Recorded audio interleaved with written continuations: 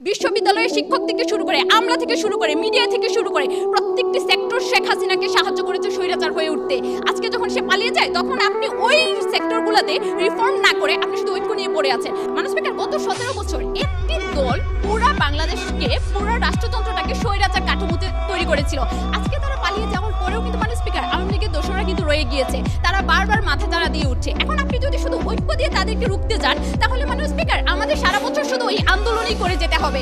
কিন্তু আপনি এই ঐক্যটাকে কাজে লাগিয়ে যদি পাশাপাশি আপনি বিচার বিভাগ থেকে শুরু করে যেই জায়গায় এই যে স্বৈরাচার হয়ে উঠতে সহযোগিতা করেছে, মানুষ স্পিকার কারা সহযোগিতা করেছে? বিশ্ববিদ্যালয়ের শিক্ষক থেকে শুরু করে আমলা থেকে শুরু করে মিডিয়া থেকে শুরু করে প্রত্যেকটি সেক্টর শেখ হাসিনাকে সাহায্য করেছে স্বৈরাচার হয়ে উঠতে। আজকে যখন সে পালিয়ে যায় তখন আপনি ওই সেক্টরগুলোতে রিফর্ম না করে আপনি শুধু ঐক্য নিয়ে পড়ে আছেন। আপনি ঐক্য দিয়ে তো বাকি প্রতিষ্ঠানগুলো চালাতে পারবেন না। তার পাশাপাশি আপনি যদি ওইগুলোকে রিফর্ম না করেন, ওই যে দোষররা আছে তারা এই 2 দিন পর পরে মাথা চাড়া দিয়ে উঠবে আর আপনারা শুধু এই ঐক্য করে তাদের পেছনেই ছুটবেন। কিন্তু দেশের কোনো রাষ্ট্রের বাংলাদেশকে এগিয়ে নেওয়ার যে ভবিষ্যতের একটা চিন্তা সেটা আপনাদের মধ্যে আমরা দেখতে পাচ্ছি না।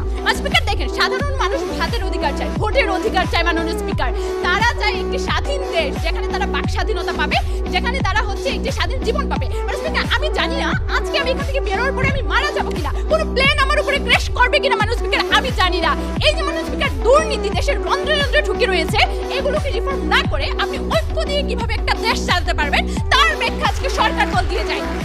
স্পিকার দেখেন, তাই বলতে চাই এই ফ্যাসিবাদ বিরোধী ঐক্যই শুধুমাত্র মাননীয় স্পিকার জুলাই চেতনা সমুন্নত রাখতে পারবে না। তার পাশাপাশি আমাদের ঐক্যের পাশাপাশি দরকার সাংবিধানিক থেকে শুরু করে সব স্বাধীন বিচার বিভাগ, সংবাদ বিভাগ, স্পিকার সবগুলো রিফর্ম। ধন্যবাদ মাননীয় স্পিকার।